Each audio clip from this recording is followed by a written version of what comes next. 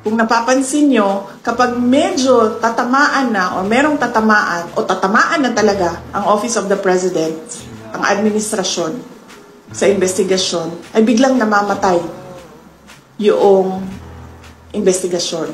O nawawala, o nalilibing, o nalulubog yung investigasyon. So, ibig sabihin, meron talagang pagkontrol sa kwento. Regarding sa plano po ni bagong Ombudsman Remulla na hukay niya ulit sa hukay yung Parmali case, sa tingin niyo may nilulutong narrative yung administration? Oh yes, oo. Matagal naman na ako nagsasabi, di ba, na wala namang ginagawa itong gobyerno na ito. Kundi, number one, mamulitika, at number two, ubusin ang budget ng Pilipinas sa korupsyon.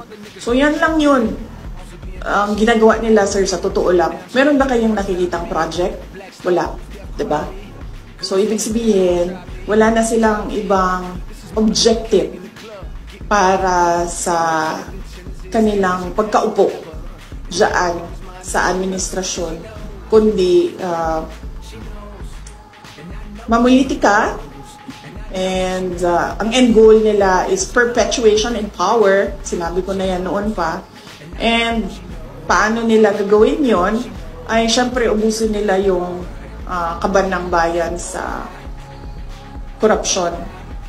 Kasi kung talagang seryoso ang ombudsman sa pag-iimbestiga, imbestigahan din nila yung laptop corruption scandal ng Department of Education.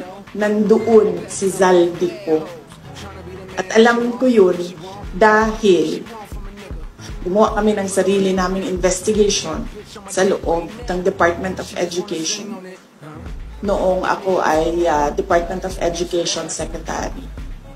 Medyo say na merong confidential funds na pumunta doon sa paghahanap ng ebidensya sa investigasyon na yun. Ano ba naging involvement ni Saudi po dun sa laptop? SunWest ang contractor ng laptop doon sa DepEd.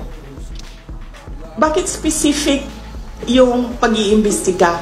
Bakit hindi iniimbestigahan lahat ng corruption scandal? Bakit kinokontrol yung kwento sa corruption? Bakit hindi nilalabas lahat ng mga insidente o mga gawain o mga iskandalo sa korupsyon? Bakit pinipili? Kaya natin nasasabi lahat na merong controlling the narrative ay dahil pinipili nila kung ano yung gusto nila imbestigahan. At kung napapansin nyo, kapag medyo tatamaan na o merong tatamaan o tatamaan na talaga ang Office of the President, ang administrasyon sa investigasyon, ay biglang namamatay yung investigasyon. O nawawala, o nalilibing, o nalulubog yung investigasyon. So, ibig sabihin, meron talagang pagkontrol sa kwento.